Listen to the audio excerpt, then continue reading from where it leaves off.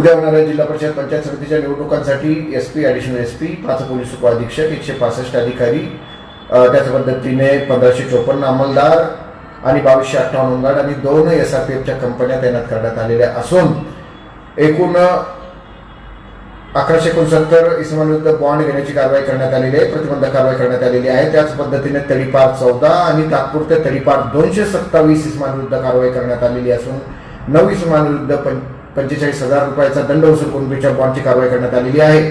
या ठिकाणी प्रत्येक वाहन असे 130 वाहन CCTV आणि PS सिस्टीमने सुसज्ज असून विशेष म्हणजे 2 गरुड वाहन आमच्या ताफ्यात दाखल झालेले आहेत, त्याद्वारे सर्वकडे सर्व्हिलन्स ठेवला जात आहे। 17 ड्रोनने नजर ठेवली जाणार असून एकूण 1800हून अधिक कॅमेरे नेत्र प्रकल्पाद्वारे लावण्यात आलेले आहे। संपूर्ण जिल्ह्यात त्याद्वारे या पूर्ण प्रक्रियेवर नजर ठेवण्यात आलेली आहे। निष्पक्ष आणि निर्भय वातावरणात निवडणूक पार पाडण्यासाठी परभणी पोलीस दल सुसज्ज आहे। जय हिंद, जय महाराष्ट्र।